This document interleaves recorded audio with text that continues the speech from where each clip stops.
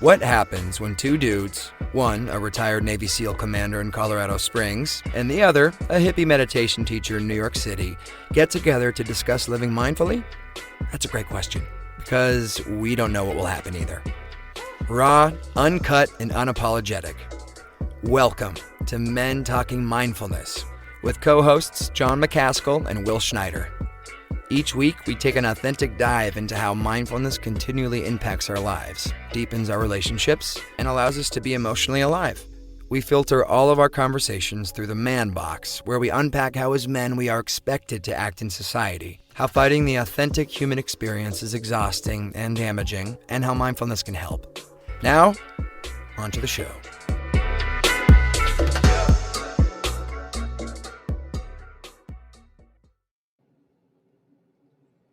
All right, here we are, John and Will, Men Talking Mindfulness, and we've got a great show lined up for you today. We're very excited about today's show. It's a little bit different. Now, it is our standard, raw, uncut, and unapologetic, but today is, like I said, a little different. It's a special show in that we have two of our guests. They're our guests, but they're also listeners on the show, listeners of the show, Randy Bach and Daryl Roy. They are two self-proclaimed regular guys, quote unquote, who are now mindfulness practitioners. And from our conversation today, you'll see that what mindfulness has done for them, how they overcame obstacles and continue to run into obstacles with the practice. I mean, that's perfectly normal. We all do. And then we'll also learn how mindfulness is for everyone, all genders and sexes, all races, all religions, all ethnicities. It is for everyone, not just the yogis, monks, and hippies. And not that we have anything against those, right? Right, Will? No. How could we, John? Right. But yeah, it is for everyone. So we're very excited about this show and to talk about that. And over to you, Will, for some announcements. Yeah, well, hey, thank you everybody for being here and tuning in. And a couple announcements. Get excited. We're going to keep rocking and rolling with our mindfulness and movement experience. We kick off our next cohort on December 1st. To find out more about this program developed by us and our partners at Movement RX, check out the website movement-rx.com/MTM. Once again, that's movement-rx.com/MTM. Or, and also you can join us for one of our free upcoming workshops. We'll drop the link here in our chat here. These workshops are next week, November 17th at 12 p.m. And then the following week or 2 weeks after that, or week and a half after that, on November 29th. And that's the free webinars on the November 17th and the 29th. And then we have a very special occasion next week, John. John and I are super excited. We will be down in Costa Rica for our plant medicine, our psychedelic therapy retreat at Imiola Institute with we're going to go down with prior MTM guest who invited us, Neil Markey. You might remember his episode on trust. And during this time together, John and I are going to record an episode on the 16th before the retreat. And in Costa Rica, we will be sharing parts of the experience on social media and via the following episode of the show. And John, I can't believe that we're actually going to meet. This is the first time John and I are going to meet everybody, on next the 18th of November, next Thursday. So I'm excited for all this. Sir. I know. Crazy. It's going to be wild. It's going to be wild. Yeah, for sure. All right. Well, let's bring up our guests. We're going to bring up Daryl and Randy here. And Will, if you want to intro Daryl, I'll hit up Randy. Yeah. Hey, there is Daryl there in the blue. Hi, Daryl. How you doing? Thanks for joining us today. Yeah, good. Thank you. So after a career, this is our bio for Daryl. After a career in the U.S. Army and commercial nuclear operations, Daryl founded 3D Media, a tech company bringing augmented reality and virtual reality to military and industrial worlds for knowledge retention, increased safety, and effective training. Daryl is also married and has 3 kids. So thanks for being here, Daryl. Great to have you. It's a pleasure. Thank you for having me on. Yeah, we're excited to have you, brother. And Randy Bach claims to be just a small town kid from the Appalachian Mountains of Northeast Tennessee, but he has grown into an amazing man, and I believe he was probably an amazing child. A solid husband, father, grandfather, veteran, military and veteran spouse, and a military retiree who never stopped dreaming. Randy feels truly blessed beyond anything he could have ever imagined, from being given a chance to enter the world's greatest Air Force, amen to that, on a moral character waiver, and then going on to achieve the rank of E9, which, for those of you who are not familiar with the military, E9 in the Air Force is Chief Master Sergeant, and that is no small feat. So that's definitely something to celebrate. And then he goes on. He found his beautiful bride, marrying his amazing wife, and raising 2 daughters, and now being blessed with 3 grandkids. Randy continues chasing his dreams in his post-military career while living a more mindful and happier life. And then for the both of you, Randy and Daryl, happy belated Veterans Day, and super excited to have you guys both on the show. All right, Will.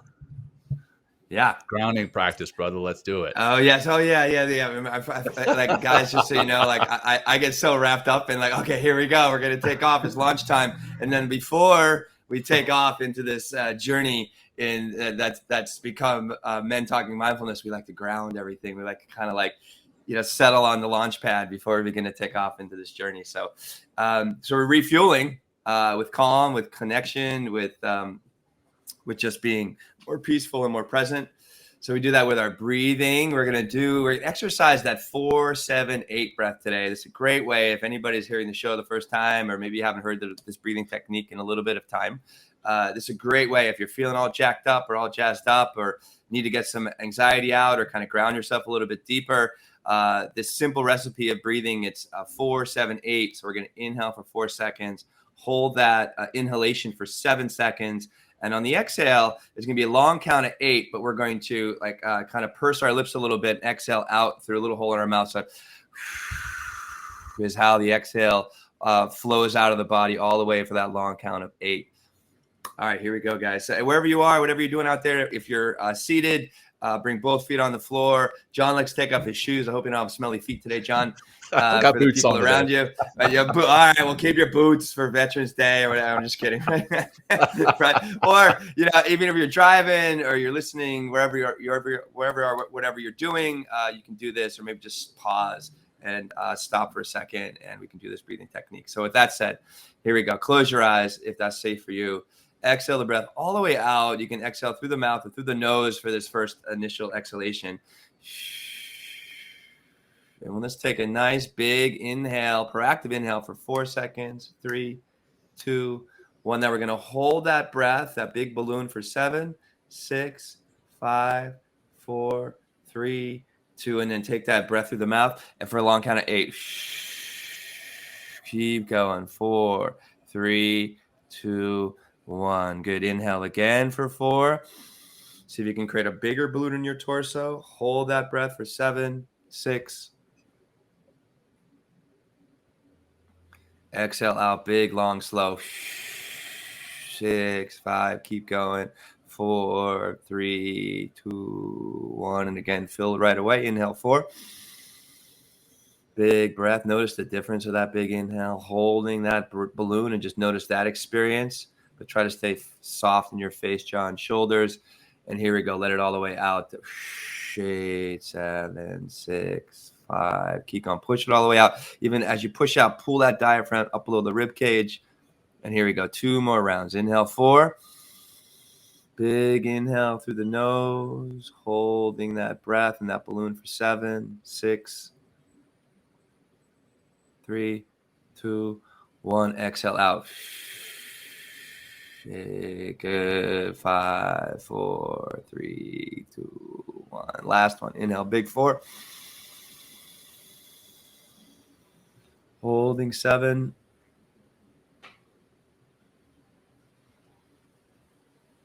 Exhale out.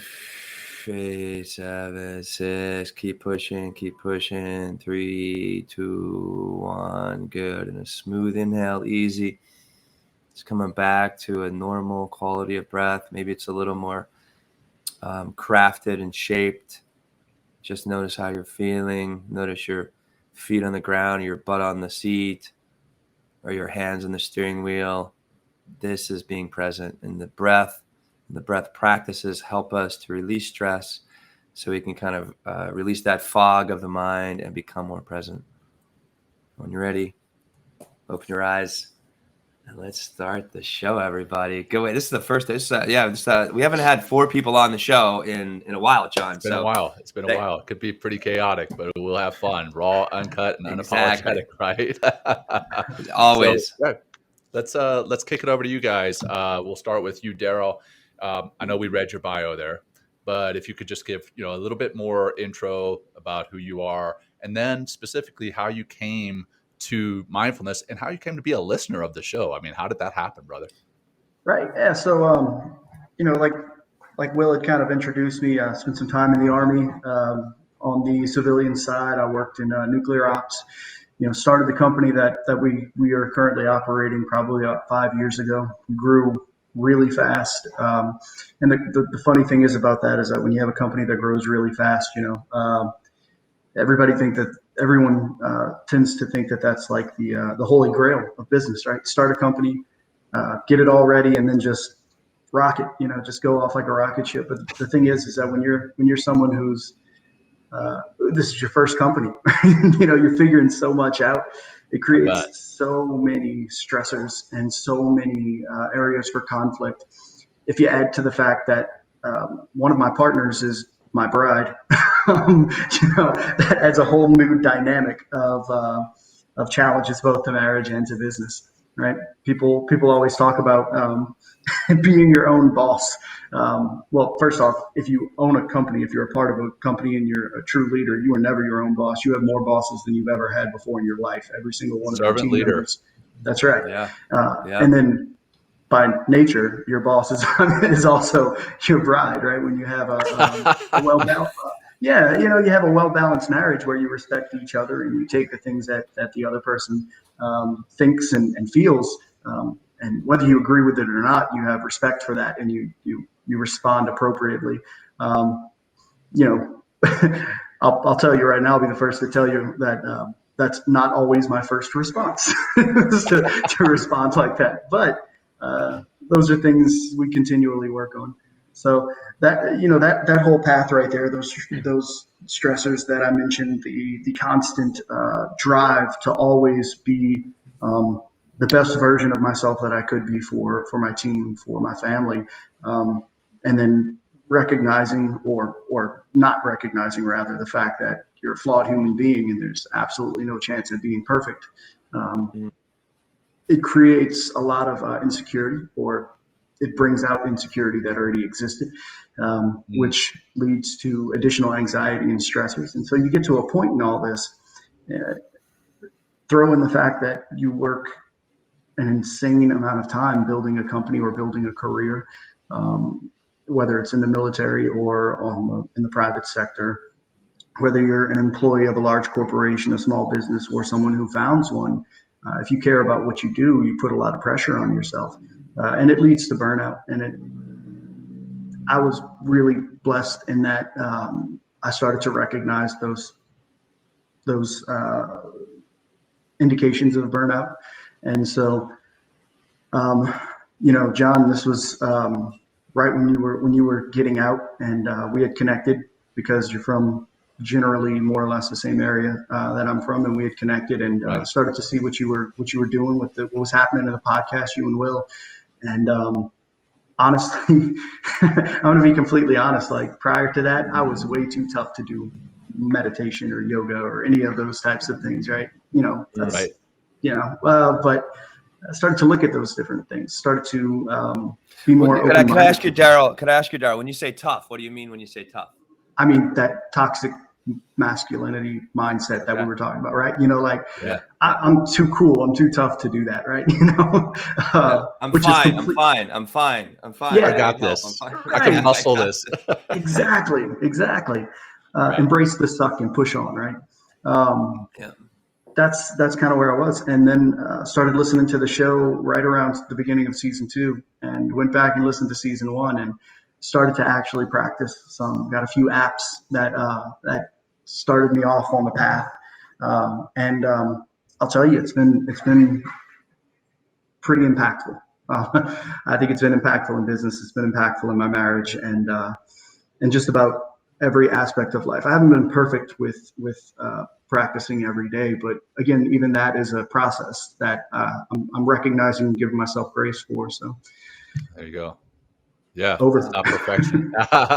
It's not perfection, right? It's progress, and they call it practice for a reason, in that it does take practice, and you're going to run into your own obstacles every day, every week, obstacles that get in the way of you practicing, or obstacles in the practice itself that may cause some problems. And Randy, I'm going to come to you here in a second, but I saw something in our Mindfulness and Movement Experience Facebook page posted by Chris Norris, also a great practitioner, just recently retired from the Navy. Anyway, in this post on the Facebook group, he mentioned something about no amount of anxiety is going to change the future for the better. And then no amount of worrying is going to change the past at all. Preach it, man. Yeah. And then this part I loved. He said, any amount of mindfulness is going to change the present moment. So I thought that was powerful. And that kind of wraps into what you're talking about there, Daryl. So thanks for sharing, and love that you're a listener, and love that you're working on your practice, man, whatever that looks like. Yeah. And here with us today. Awesome. I'm lucky to be here. I appreciate it very much. Right on. Randy, over to you, brother. Hey, Daryl, man, I'm glad to be here with you. Appreciate it. John and Will, man, this is fantastic, man. Thanks so much. But so for me, how'd I end up here? Joined the Air Force, was a troublemaker as a kid. How to get a waiver? It seems like so many of our guests, like I was a shit kid. I was a shit kid. I'm sorry. I had to write a letter why I wanted to join. 3 letters of recommendations, go through a whole interview process. Took me almost a year to get in, but I was forever grateful for that. So they took a chance. I'm like, I promise I'll show up to work every day, and they're like, sweet, we'll give you clothes to wear, and you get 30 days of vacation, and we'll train you. I'm like, get the hell out of here. This is freaking awesome. Why isn't everybody doing this? So I joined the Air Force for myself, but after 2 enlistments, I was like, man, this is absolutely phenomenal. I'm traveling the world and having a lot of fun, progressing along, doing pretty well. Met my lovely bride. Lori's fantastic. But over probably the last 10 years of my career, just with my job and everything, I started taking an mental and emotional toll. And I think about 5 years before I retired, my wife came to me and was like, you need to retire or take a knee. You got to figure out what's going on. And I was like, you don't know what you're talking about. I just need to work out more. I just need to put in more hours. So that's just what I'm going to do. And then, 5 years later, I retired. Retired 13 months ago. Knew something wasn't right and something was off, impacting my relationship with my wife and my kids and everything. I was like, man, I got to fix something. I ended up on a video with Jason Van Camp, Deliberate Discomfort. So I joined his 60-day challenge. I called up my buddy, Joe Bright, who at the time just worked for me. We weren't even friends. He worked for me at the time. But I was like, I knew Joe was dependable. And once he committed, he was in. And Joe Bright has a lot of traits that I want in myself. Like, he's somebody that I'm like, man, you have a lot of positive things about you, and I need that in my life. I need positive people in my life. So Joe was all in. And so I spent 60 days in this challenge, forcefully listening to John every single day. So my first 60 days of mindfulness were kind of like forced down my throat. And with everything going on, it was like checking the box. You're like, man, I got to get these 6 things done. I got to get these 6 things done. But afterwards, that led me to the mindfulness program, your guys' show, bringing the guests on, hearing everything. I'm like, man, there's other people feeling the same way or having the same thoughts, or people are thinking the same thing as myself. So it's 2021, almost 2022. I can get a Big Mac in like less than 60 seconds. I can click a button on the internet and I have everything I want. Amazon can deliver me something in 1 day, same day shipping and delivery, but I can't get mindfulness in 60 seconds. I can't get it in 1 day. And it's taken a lot of work. and it's deliberate that I have to do that. And I've seen positive changes in not only myself, but and my wife and my daughters have seen that too. And they're like, wow, that's pretty cool. And we want to start practicing that as well. So we've kind of been doing that. So it's a lot in a nutshell, but No. Will, Very nice. What? Yeah. So what are so you kind of touched on a little bit like where each of you were before you kind of got into mindfulness. I mean, if you want to elaborate a little bit more on that, great. But I also want to go in like, so what are some of those, or was there a pivotal moment where you're just like, I've got to like, like something's got to change, like, and then you start looking in that direction. Are those moments there, or yeah, please, if you can just go a little bit deeper into like how you kind of found mindfulness or how mindfulness kind of found you. I think we might have covered that already or something in some ways. Some of it, yeah.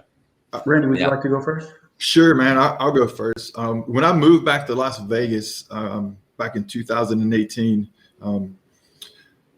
I started noticing that I needed to do something. I started noticing it back in Korea, a little bit in Italy on my last deployment. But when I got here in the fall of 2018, like I just wasn't sleeping. And then when I would sleep, it'd be 30 minutes, an hour, constantly waking up, living on the rewind and the play button that John and Will, you guys talk about. Never like what's going on. And like, just raised as my parents, they're my heroes, but you got to work hard. You got to get to work before everybody else. You got to stay after everybody else. You just constantly put it in. But I just wasn't sleeping. I was irritable. Man, I was probably an asshole to people that I work with sometimes, unfortunately. And I'm embarrassed to say that. There were times I would just come in and be like, hey, I'm in a shitty mood, so just leave me alone today, or be cognizant of who's going to come through my door, give me a heads up or something. And that's pretty assholey. I think I'm embarrassed about that. So I went to go see a behavioral therapist for sleep. People that I recommended folks that worked for me to go see, and God bless them, they're just overwhelmed with the amount of people. But she just told me to take at first they gave me Ambien to sleep, and I was like, I took your Ambien pills, I didn't sleep. So then she said, download this app, and I downloaded the app, and I'm like, well, what do you want me to do now? She's like, just pick something. I'm like, just anything? She's like, yeah. And I was like, well, that's not really working. I don't know what you want me to pick. And then what was that app, if you remember, Randy? Insight Time. Insight Time. Insight Timer. Meditation app. Yeah. Yeah, the Calm app. And I'm like, man, you're not giving. I'm coming to you looking for guidance. And then like Dr. Springer talks about when you sit in their office, like they're behind a big desk, a big chair, all their plaques are on the wall. And I'm like, man, what's this? So then they referred me to another therapist. She connected me to these probes and was reading my mind waves while I watched this video, and then would adjust those streams. What was I saw on the screen? I didn't see any changes, but she's like, hey, I'm adjusting it. And then she retired, and she had to get permission to allow me to do that. And I'm like, shit, this isn't working. They sent me to acupuncture, and they said I needed to come every 30 days, but they couldn't see me except every 90 days. I'm like, well, this isn't working. So I'm like, this isn't working. And then when I retired, I told my wife, I don't want to work around the military. It's been great. I'm blessed for everything it's given me, but I need a knee and a break. So the best thing we ever did was prepare financially for retirement, where I wasn't forced to go into another job. And God bless my wife. She's allowed me to take a knee and truly work on myself this past year. And nice. Thankfully I came across that video and the book and the challenge and you guys, and man, a little better today than it was a year ago, man. The challenge that Randy is talking about is the deliberate discomfort challenge under Mission 60, and that has 6 domains. It's 60 days, 6 domains that you have to do something in each day. So there's a spiritual domain. I'm going to forget here on the spots, but spiritual, professional, social, physical, mental and something else. But the spiritual aspect is mindfulness. It's not religious. And there's a meditation that you do every day, and it starts real small. It's my meditations, and you work up to towards the end. I believe it's a 40 or 45-minute meditation, which is mostly silent, which is pretty difficult. But after 60 days, that's where you're at. And I watched Randy's journey through that. I remember at the very end, you do a video on each one of the domains and what it meant to you, what it was for you. And I remember watching Randy saying something like, "This motherfucker's in my head all day long." I just had to die laughing, man. But it's a great challenge. So if you're interested in it, check it out. Deliberate Discomfort Challenge. Shameless plug for Mission 60. I'll make sure Jason Van Camp pays me extra for that. But anyhow, yeah. What about you, Daryl? Well, I mean, so for me, I talked about all the things leading up directly, like in the near term, leading up directly to starting with mindfulness. But I'm going to go back a little bit further on this and give you a little bit of insight into why I became that person, right? That person that drove really hard and always had something to prove. And I was always thinking about what's going to happen tomorrow. How do I prepare for tomorrow? What are the things I'm going to do that make tomorrow better than today? And what were the things I did yesterday that made today the way that it is? I was never really in the moment. And one of the big things about that is that when I was really young, I kind of experienced some pretty significant trauma. As we do as men, we compartmentalize, right? We take these tough things that we experience in life, and we pack them in a box and we put them deep, deep down inside. And we stack things on top of them, right? We stack accomplishments, we stack, the work that we put in, all those types of things. And we try to hide it. We never really acknowledge it. But those things are always there, and they're always trying to push their way to the surface. And at some point, you either acknowledge those or you lose yourself, right? Either you acknowledge those things that have influenced you one way or another, or you become someone else that you weren't created to be, right? So, a few years back, I went to a retreat, a men's retreat, and I kind of, for the first time, actually acknowledged what I had experienced and said it out loud. And the thing about that is when you do that, you expect that that's going to be the healing moment, right? The moment that you're able to heal. But the reality of it is, if you're going to get back down to that box, you got to knock a whole lot of other shit down to get there. Right? You think about if you've got a storage unit and you pack something all the way to the back of it, what do you have to do to get that thing you got back there? You got to pull every box out of the way. You've got to pull every box out and you've got to put it to the side.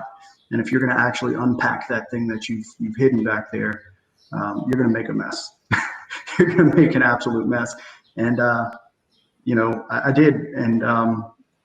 And while everything still looked good on the surface, right? Everything was still, I was still able to function. Nobody really could see kind of what I was dealing with because I didn't want anybody to see what I was dealing with. And I would say to myself that, the support of a community was kind of the thing that was getting me through. And that went a very long way to keeping me relatively stable. But ultimately, your health, your mental health, your healing and your recovery really is something that you have to do by yourself. You can't just pawn that off on other people. Like, you don't do it by yourself, but you have to do it for yourself. And so going through that, I had absolutely no idea how to deal with these things.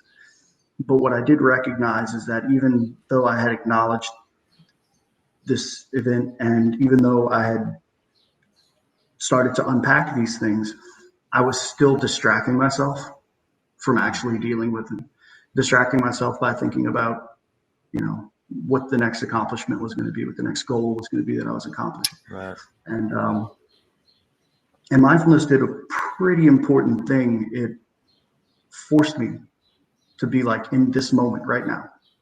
Like, you're not thinking about things that are outside you. It really, it's the wildest thing. Like, all we're doing, to me, where I'm at in this journey, is all I'm doing is thinking about breathing. This simple thing, this thing that we do completely involuntarily, that every living organism that has ever existed on this earth does, without ever trying, but to take the time to think about it and to feel it, to put the effort into it, into doing it a certain way. It in this big world, in this huge existence, it takes it down to a small circle, right? That circle that you are in, that space that you occupy, and to only think about that space for a little while. Wow. Prior to doing this, I would think that something like that is a selfish act, right? To tell myself that I need this time, right, just for me, and I need to think about no one else or nothing else. Right. But the reality of it is that if you're going to be someone who serves other people, if you're going to be someone who is here for others and who is doing things for them, like, you can't help people if you can't help yourself. You can't fix problems if you're refusing to work on those that you've got. And, mindfulness really, it's started to, and it is continuing to help me to focus on those things and to reject the idea that this time for myself is selfish, that it's the most selfless thing that I can do, because thinking about these things sucks. I don't want to do it, right? Focusing on these things, it sucks, man. But if I'm gonna love people the way that we're supposed to, that you're called to, or that we should, you got to love yourself first, right? I mean, right. Yeah. There's a commission, and I think every religion or ideology has the idea that you love your neighbor as you love yourself. But what if you don't love yourself? How are you going to love your neighbor? You know what I mean? So true. Right. So that's kind of how. And I feel part of that. Sorry, John. That part of that confined masculinity, that toxic masculinity. It's like it doesn't allow us to just self-reflect. Or it just doesn't give us that opportunity to be like, well, how am I doing today? What am I feeling? What is the world like around me? What am I? How am I in my relationships? It kind of takes all that away, and I think there's just a massive assumption that it's just like, just go to work and everything will be fine. Just do your duty and shut up. Yeah, that's right. I mean, even within the confined masculinity, it in and of itself is a contradiction, in that it talks about, hey, you should be the best provider you can be. Well, the way that you can be the best provider is by actually taking care of yourself. If you're not taking care of yourself, then you can't be the best provider. So you've got to put your oxygen mask on first, so you can take care of those that you love. Because if you don't, you're not going to be able to take care. You're not going to be able to provide for them. So it's kind of a ironic contradiction there in and of itself. But so as far as your guys' practice, and I know we touched on this at the very beginning, it is just that, it is a practice. It may not be a daily practice, but what does your practice look like these days? And I mean, absolutely no judgment from our side, and no expectations, but what does it look like for you guys, and how would you tell someone else to get started?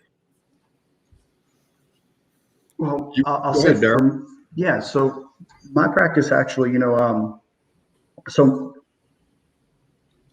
I think one of the things that I've recognized is that I'm not going to talk about any specific denomination, but prayer is one of the oldest forms of meditation, right? Whatever your faith may be, to slow down and contemplate the things that you're given, to be thankful for those things, to acknowledge the higher power that you believe in and that you're devoted to be thankful for those things that you've been given, and recognize who you are within existence, within creation. And truthfully, that's where a lot of my practice starts. It starts with a prayer. It's a prayer that focuses on, give me the strength to be in the moment, to appreciate the things that you've given me, the things that you've taken away, and the places that I'm being led, the people in my life, and help me to find where I should be right now, in this moment, and to feel the things that I should be feeling. Because as I mentioned earlier, one of the things that I tried to do for so long was to not feel. One thing I'm not very proud of is that I used to tell my kids, whenever they would try to guilt me into things, as children do innocently, right? I would say that doesn't work on me. I don't have emotions. The Army never issued those to me, right? Wow. You know, and it's funny now, but looking back on it, like that was a terrible thing to say. Like it's not healthy. I have a son, and I do not want him to think that emotions and feeling things is not masculine. You know, because I recognize now he does everything I do. He follows me around like a shadow. And I started to recognize both with my kids, with my team, like you have to model the behavior that you want in people, and focusing on those types of things, and asking for the wisdom to know what not to say and what not to do as much as what to do and what to say has been really and it's not just while you're practicing. It's in every moment. I think there's always a place for, even if it's like a 5 or 10 second, slow down, breathe. What's man? You guys mention it all the time on the podcast. The acronym. The BAMO. BAMO. Yes. Yeah. Breathe and move BAMO. on. Breathe and move on. Yeah. So that's it's pretty powerful. So. Yeah, it is. Absolutely. What about you, Randy? Man, Daryl, I have 2 daughters, and I didn't tell them necessarily like I don't have emotions, but I would tell them like just man up, just move on. Man up, ladies. Don't cry over spilt milk. This world's not going to give you anything. So yeah, and my grandson's here now. He just moved. My daughter's getting stationed out here, so that I'm re-changing my whole dynamics with the relationship that I have. And John introduced me to a timing kit that I'm using with all my grandkids, and teaching them that stuff, and teaching myself about emotions. And then it's okay to feel those things. But for me, some things that I try to stay faithful to. Before my grandson got here, I tried to get up early. Well, I would get up early before anybody else and just have my me time with my dog. But since my grandson gets here, he's been here, like he throws wrenches into my calendars. But something I picked up from the podcast here that I try to do is the 4 breaths. And when I wake up in the morning before I get out of bed, even if anything's going on, I'll do the 4 breaths. A gratitude prayer, just kind of like you mentioned, some push-ups and a 20-ounce glass of water. And I'm like, sweet, I've accomplished something already. Yeah. There you go. Yeah. And then throughout, something I picked up from Will and John as they've talked over the weeks is I used to just think that I needed to practice it in the morning or at lunch or something. But now I've just started doing the breaths when I'm driving my car, or when I'm standing in line, or when I'm just out and about. I've just started to incorporate those breathing things into my normal daily lives, just so it hopefully one day it'll become just the norm. And then I'm part of some of us from the challenge have created our own little weekly Zoom session to hold ourselves accountable. We meet every Wednesday on Zoom with Richard Charette and Noga Kessler, Michael Taylor, and Joe Bright. And we talk about these pillars, but we spend most of our time talking about emotional and spiritual. And we're really diving into this on a weekly fantastic topic. And when you talk about prayer, Daryl, a lot of the most Zen people we see that have some sort of spiritual connection, whatever religion that may be. So thanks for bringing that up, man. No, I mean, jump you on mentioned that something. real quick. Yeah, Will, go for it, if I Chuck. could. So, I mean, Will and I have been discussing what next season is going to look like. And I think we're going to actually do an episode on mindfulness and religion. Because one of the questions I get quite often is, well, isn't this Buddhist, or isn't this one religion or another, what we're teaching? And mindfulness is not exclusive to any religion. Right. And if I personally am a Christian, and there's meditation mentioned in our Bible, right? And I won't get too far down that path, but I've seen meditation in the Bible, and I believe it. But I also believe, separate and distinct from what it talks about in the Christian Bible, is that meditation can be prayer, like you mentioned, Daryl, or it can actually support your prayer, right? A lot of people believe, whichever belief you may be in, whichever religion, that when you read the scriptures, that's your higher power talking to you. And when you pray, that's your ability to speak to your higher power. But if your mind is all over the place, when you sit down to read or when you sit down to pray, you're not going to be able to pick up on that message and hear it, one. And two, you're not going to know what to pray about. So I feel that, I personally incorporate this into my personal spiritual practice, in that I meditate, then I read, and then I pray, or vice versa as far as the reading and prayer. But I always start with the meditation so that my mind is settled, so that I know what to speak to my higher being about, and I know what that higher being is saying to me. So I just wanted to touch on that. Will, I know you had something else. Yeah, I just think as far as like religion and mindfulness, it's like, it's not, and none of this stuff is religious. It's all like spiritual, or it's spirituality, but I like to even boil it down even simpler. It's energy practices.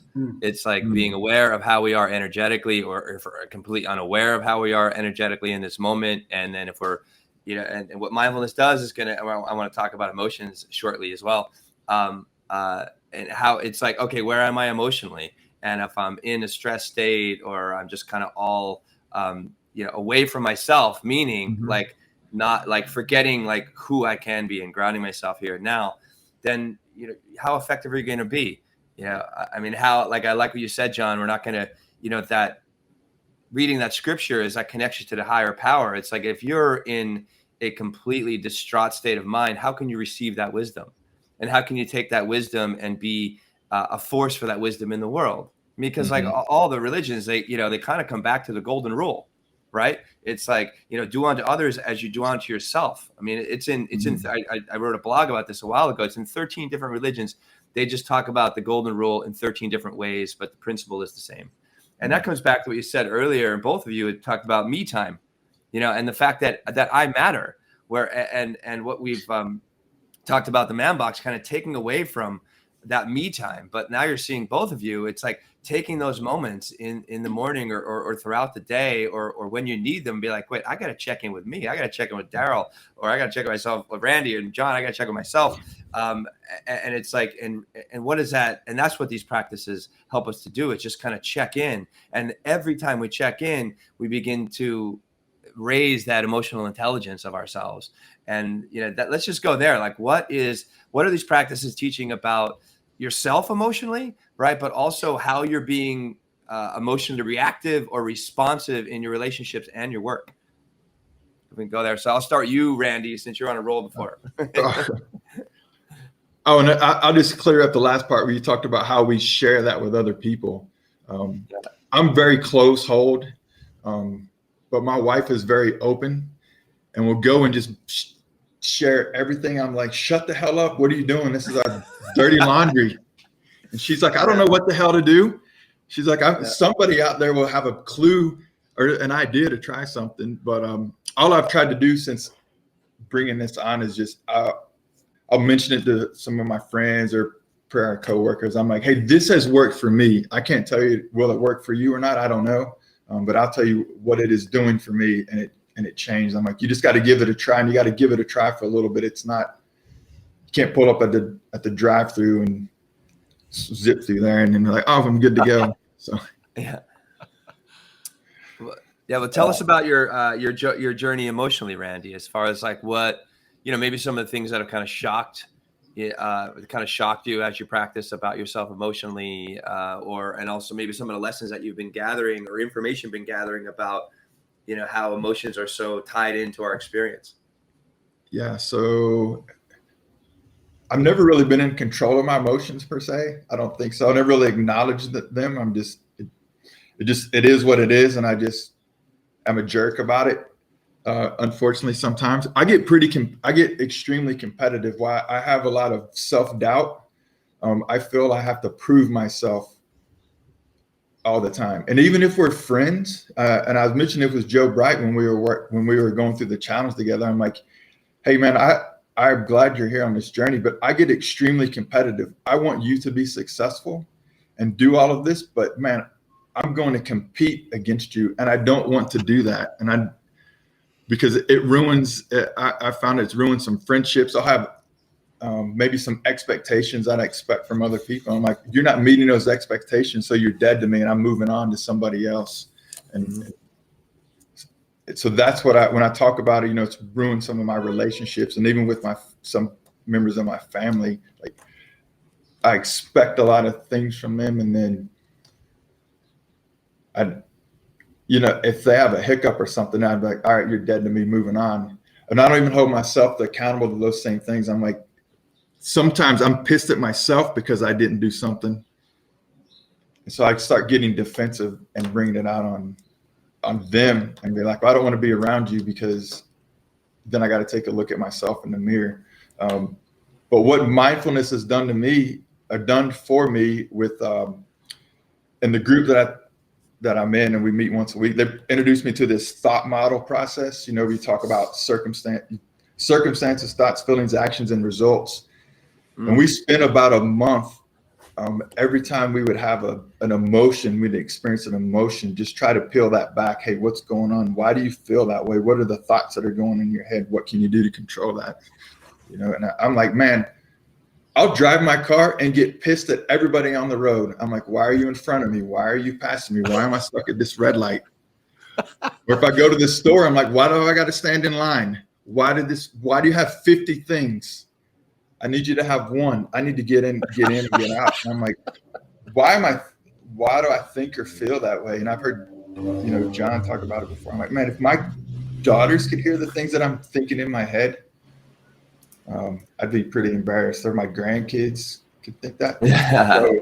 Well, that's a really powerful way of looking at things. I mean, I say things very much like you just mentioned, Randy, all day long, every day. As a matter of fact, Dr. Seth Hickerson, who was on last week and earlier in the season, he sent something to me and Will from a mindfulness convention that he went to the other day or a couple weeks ago, and it was up on the slides, and it said, I whisper to myself at least 10 times a day, what the fuck? And I was like, it's got to be at least 50 times a day for me. and I mean, it is very much about, hey, why is this person on my butt in the car? Why is this red light taking so long? Why am I in line so long?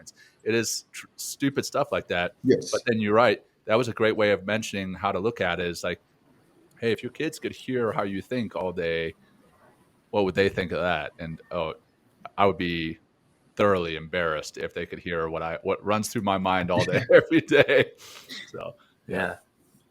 Wow. How about you, Daryl, as far as like what you're noticing about yourself emotionally, through this mindfulness journey that you're on? Well, first off, Randy, thank you for sharing all that, man. Like that's powerful stuff right there, because I can tell you right now that I and a lot of people that I know can relate to all of those things that you said and the thoughts that you have. And the one thing I would say, and this is something that I'm learning, is like, give yourself grace, man. You got to give yourself grace for those things, because we're all working on this, and we're going to be working on it until the day that we move on, right? So give yourself grace for that, and don't feel guilty about it, because that kind of leads into what I was going to talk about, is that like the biggest emotion that I feel almost on a regular basis is guilt for one thing or another. You feel guilty about things that you can't control, and you feel that you could, things that you could control and you would do differently. Sometimes you even feel guilty about things that haven't even happened yet, just assuming how the outcome's going to come. And one of the things that I've learned is that, like, again, it goes back to the treat others as you would want to be treated. Like, you're not going to pound people into the ground for a minor mistake, but you damn sure are going to do it to yourself. You're not going to push people to their absolute limits to achieve something for very little return, but you're damn sure going to do it to yourself, right? And the thing that I'm starting to learn, I have not completely learned this yet, still working on it, but the thing that I'm starting to learn is that just as you would show grace to others, just as you would hopefully show grace to your wife or to your children, the people in your life that you love, you got to show it to yourself. But you don't get there unless you actually think about it, right? Because our first instinct is to hold ourselves accountable one way or another. At least when we start to give a shit, that's what we do, right? When we don't care, then we never really want to do that. But when we do care, and we care about how we treat each other, how we treat those we love, and people that are just walking down the street, I tend to feel relatively guilty about those things. And guilt's a sickness, man. Guilt is it'll eat at you. You know, it'll be one of those things that never goes away, and you can always make guilt fatter. You know, guilt's not easy to trim down, but it's easy to make fatter. Right? It's basically like me after 35, right? It's a whole lot easier to get fat, but it ain't easy to get in shape. All of us, brother, all of us. But that's one of the things. And then the other side of it is like being patient. But I think it all goes back to grace, being patient with people that we hold to a certain standard, and patience with ourselves. It got to like, so when I first came out of the Army, my son, he was very young, and he was about 2 years old. And I guess I fussed so much, and I would give the old knife hand, right? Drill sergeant knife hand, right? That's how I would point to things. It wasn't, it was the knife hand. Like, hey, fix yourself, right? A 2-year-old. Yeah, to a 2-year-old. Right? 2-year-old. Right. So my 2-year-old started to knife hand when he talked as well, and that's when I was like, oh no, this isn't good. So I started to fix that demeanor. Like I'm not my kid's sergeant. Like I'm not my kid's NCO. My job is not to be their boss. My job is to be their father. And when it comes down to it, what does that mean? What does it mean to be a father? It means to be somebody who's supportive, who guides you, holds you accountable, but who teaches you what you're supposed to do with your life and how you're supposed to live it. But I'm going to tell you, I didn't know how to live my life. And I'm again, still figuring this out. Mm-hmm. But recognizing the importance of those things is, again, it brings back that guilt. But I've got to show myself grace on that. And those feelings, taking that anger and turning it into, taking that second to bammo, right? To breathe and move on.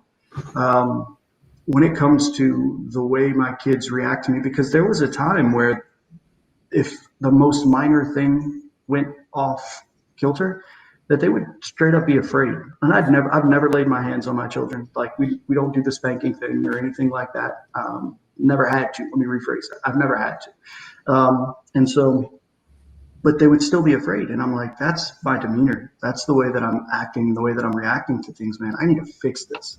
This is a me problem, So those are kind of some of the things that as you take a step back and you slow things down, stop thinking about later and think about right now, because that right now is what they're going to remember, right? That right now reaction, that right now interaction is the thing 10 years down the road when they're older and they're telling stories.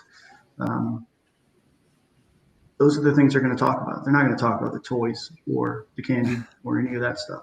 They're going to talk about the way that you treated them, the way that you reacted in a situation you may never, ever remember because it was just one of many for you. But for them, it drastically affected the way that they're going to turn out as an adult.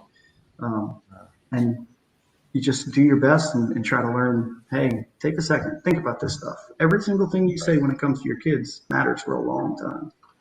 So, right. Wow. Yeah, Wow. Thanks, a buddy of mine, also a SEAL, a former SEAL, he started practicing when he was great at work. Get to work, put this mask on, be this perfect person at work. And then when he would go home, he would take that mask off and be kind of the worst version of himself, or he would give his best to his work and he would give the leftovers to home. And he said he came home one day, he had been awesome at work all day, even though he had been putting out fires left and right all day.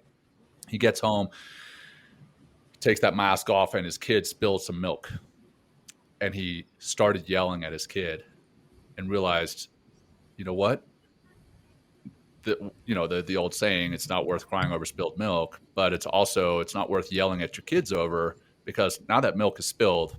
But guess what? You've also given your kids the leftovers of who you are and given the best of yourself to work. New York City back there, baby. I love it. Oh, yeah. Sorry. So anyhow, so I totally get that. And he ended up give yourself grace, right? For New York City. Give New York City some grace. But anyhow, that was what led him to start practicing, was realizing that he was not giving his best to his family, to those he loved, and a lot of the time that's where we make the mistake just as human beings, is we put on these masks of perfection, supposed perfection at work, that wears us out, wearing that mask, wearing that false armor, carrying around that false shield. And then we come home and we drop all that at the door, and now we feel as though it's our place to vent on everyone, or it's our place that it's okay to lose our temper.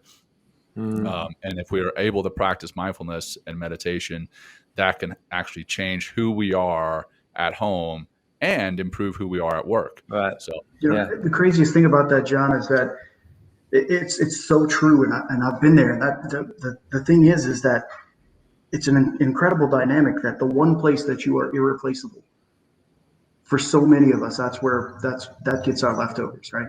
If we, you can be the most elite warrior who takes years and years and years of training to get where you are as a SEAL.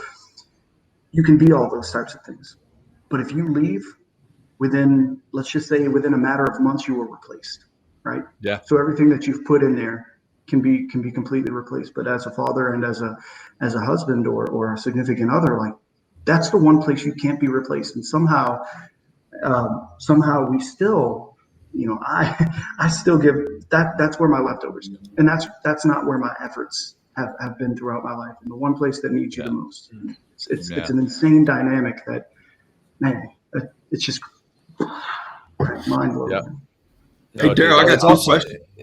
Yeah, go for it, Randy. I got two questions for you, Daryl. One, I've heard John talk about this in another challenge, but I've heard Will talk about it too, and you're talking about grace, so I appreciate that. Have you wrote a letter to yourself? No, I'm not actually. No. Great exercise. Hey, man, that is tough. It might take me a few months to get through. I'm not gonna lie. We'll talk about emotions. I might start crying as soon as I'm done writing "Dear Self." Right? Like, that's it. Yeah. Yes. Tell us about your experience, Randy. Yeah, tell us about that experience, Randy, writing a letter to yourself, and what prompted that, or where'd that come from? Well, some of it is through the continue on with the challenge, writing letters and being grateful for people and gratitude. And then I've heard, and you've talked about it here on the show, we're like, hey, sometimes write yourself a letter, drop it in the mail, and pick it up. So I haven't mailed it, but I've written myself a letter, be like, I just think about the Michael Jordan SNL clip where he's standing in front of the mirror, daggone it, people like you, you're a good person. If you remember that clip from SNL. Oh yeah. But it's like just the things that I've done, and it's just hard to say that, hey, I'm okay. Hey, I am a good person. I do have good qualities. I have done good stuff. I am proud of myself on this aspect, and that is very hard to do. Daryl, man, I cried. So, but give it a try, man. I have a ton of respect for you that you did that, and you just admitted that you cried, because not many men will stand here and talk to this big audience and say that, and that is nothing to be ashamed of, and it's right. You should be proud of the fact that you did that for yourself, man.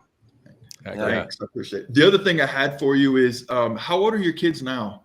And the reason I asked that question is because my daughters, I started early, so my daughters are 27, and they're going to kill me, 27 and 25.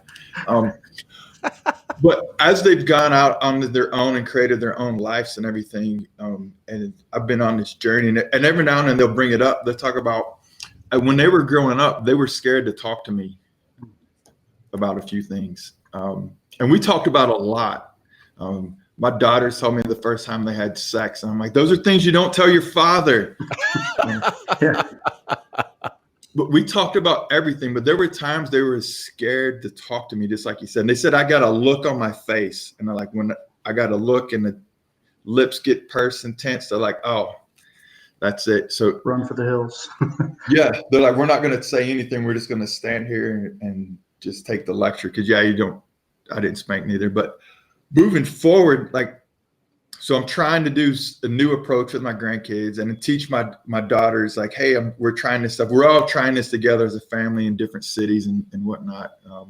Have you noticed a change with my daughters have noticed a change of like, wow, this shit is working. Like, I need to get in on some of this with you. There you go. Yes. So have you noticed a change with you and your kids or at all? Or I will tell you that they are much quicker to engage in situations where previously they would not have.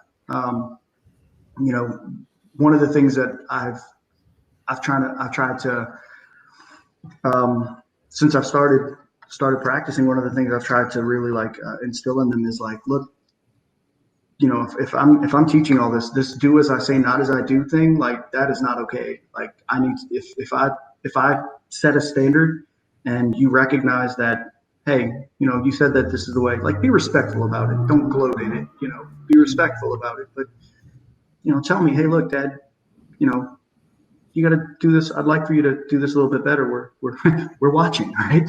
So, I don't think they would have ever been able to do that before. And to answer your question, they're 8, 11, and 13. So okay. I'm hoping I've got time. Yeah, no, you got time. Yeah. And this is like what I've learned. Some of the things I've learned as I've gone through my journey of mindfulness and just, becoming a better person is like the best training ground that you can the best training ground is within the family.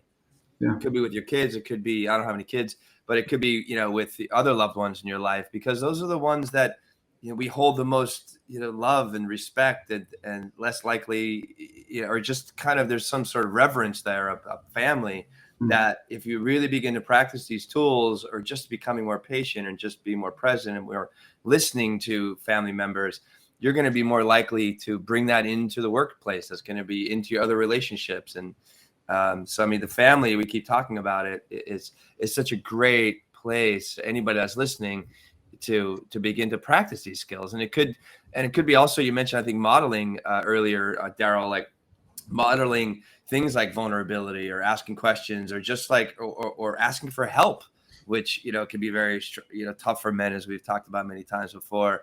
And imagine what your kids, by seeing you being vulnerable, but also seeing you practicing, as a person, as like with me time, or practicing as a family gratitude, or taking a couple breaths together before like a ball game, or, maybe sitting down at dinner and practicing gratitude, or taking a few breaths. And it can really become a very powerful and force that also kind of bonds all of us together in some ways on a deeper level. And then you'll be more likely, because of those successes and that feeling that you're having a family, it's like, whoa, this stuff is very effective, because it allows us to work from our heart space instead of our ego, which you're kind of relating to earlier, Randy. It's just like, oh, I want this, that, and the other thing, and why isn't the world meeting my needs?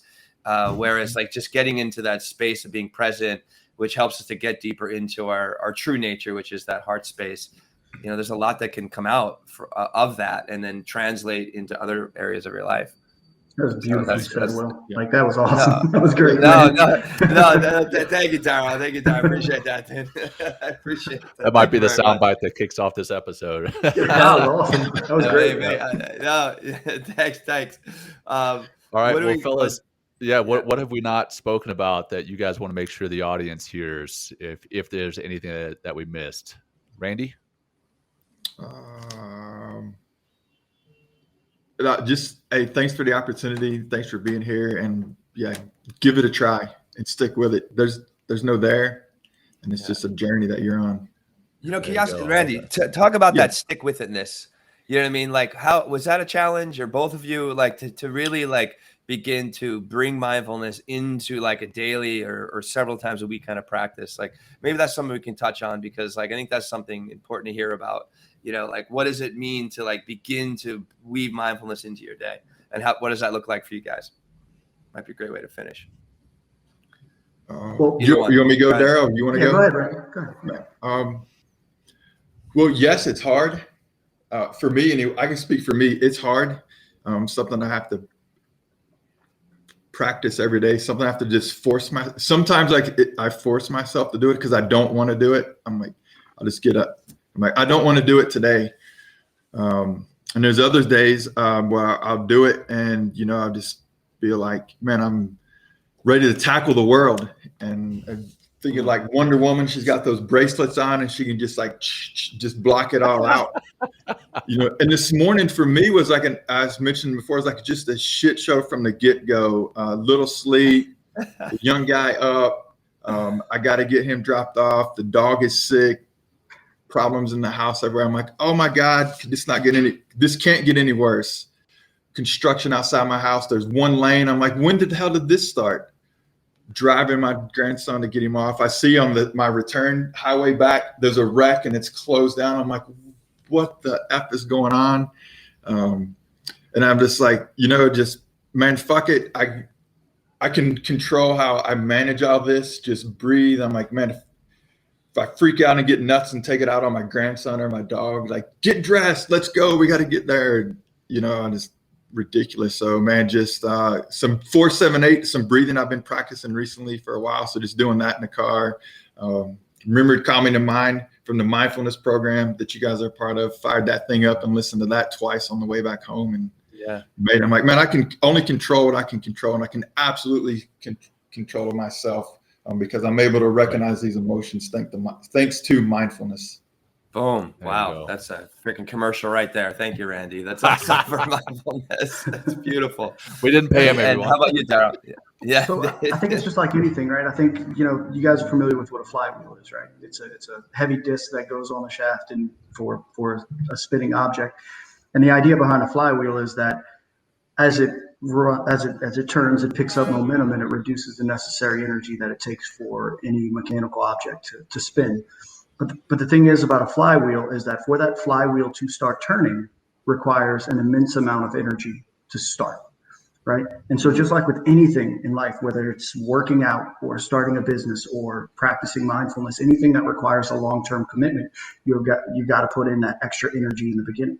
You got to push on this thing over and over and over again. And every day you're expending a ton of energy to get this flywheel turning. But eventually, once you've got up to a certain revolutions per minute, it becomes natural. The force of the flywheel, the weight of the actual disc itself is what's creating that force. Is what's creating that motion and that movement. So as I started to get into practicing, and I'm still on the early stages of pushing that flywheel, but every day that I continue to do this and I put that energy towards it, the next day's turn becomes easier, and then the next day's turn of that flywheel becomes easier. And then just at some point, and I know this to be true because of a number of different things that I've done in my life that this analogy applies to, is that at some point it becomes natural and it becomes a part of what's happening. At some point, that flywheel is just another part of that turning shaft in that mechanical piece of equipment. It's just spinning, right? You don't need to add that additional outside force, because at the end of the day, that flywheel takes less energy over the long term. It creates a situation where there's less energy expended over the long term. It's the same thing in practicing mindfulness or practicing anything for that matter. Yeah. Pushing on that flywheel early on and getting it going. Yeah. Wow. And it takes, like you said, it takes effort to get it going, but once it's going, and then it's in motion. Awesome. Absolutely. Yeah. And Jens, as far as our listeners, our viewers, if they wanted to get a hold of you, what's the best way for them to get a hold of you? Daryl, start with you. On LinkedIn, Daryl Roy on LinkedIn, or send me an email, daryl.roy@3dmedia.io. And, if you want to talk, want to learn, just want to be a pal, feel free to reach out. There you go. Nice. Thanks, Daryl. For me, I'll just give you my cell phone number and shoot me a text. So, jeez, all right. 702-306-1868. So, if I don't pick up, leave a voicemail, or shoot me a text. Yeah. Sorry, man. I was probably talking over you again, man. What was that number? One more time. The number is 702-306-1868. Right on, brother. Cool. Well, Fantastic. This has been awesome. We'll wrap it up with a closing practice, and then we'll call it done. And after the closing practice and after the closing credits, if you will, hang tight. We'll have a little post-show discussion. All right. So that said, go ahead and get into that comfortable position, whatever that looks like for you. I'm personally going to close my eyes. If you don't feel like closing your eyes, or if that's not comfortable for you, just stare down the bridge of your nose. We're going to do something similar to what we did at the beginning with the 4-7-8 breathing, but this is just going to be triangle breathing. Again, similar to box breathing. But we'll begin by breathing out as much air as we can, bringing our navel to our spine. Breathe in for 4. Hold for 4 at the top of the triangle. 2, 1. Breathe out for 4. 3, 2, 1. And now in for 4 again. Hold for 4. 3, 2, 1. Out for 4. 3, 2, 1. Immediately back into in. Hold for 4 at the top. Out for 4. 3, 2, 1. Last one. In for 4. Hold for 4. And out for 4. 3, 2, 1. Now just breathe naturally. Stay in the practice. Breathing naturally and paying attention to that breath. Paying attention to this time and this space. If you've noticed that your mind has wandered off, that's perfectly natural. Don't beat yourself up. Don't get frustrated. Don't judge yourself. Just bring yourself back to the here and the now, paying attention specifically to the physical sensation of breathing.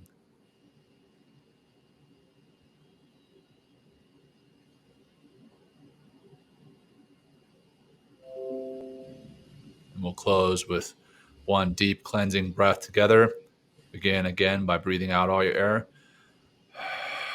Navel to your spine. Breathe in deep in through your nose. And let it go. Nice and slow. Slow and relaxed. Relaxed and slow. Now, when you're ready, start to come out of the practice. Maybe bring some movement back in your body. Move your head around. Blink your eyes open if they were closed.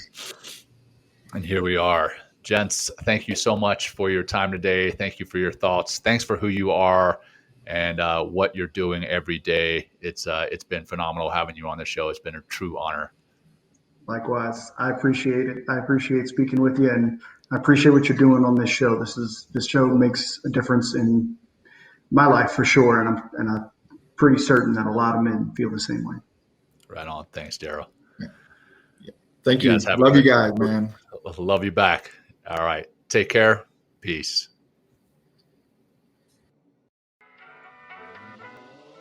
Thanks for joining Will and John on Men Talking Mindfulness. If you enjoyed the show, please like and share it with your friends and family, and please, we would appreciate a review too. Until next time, this has been Men Talking Mindfulness. Thanks for showing up.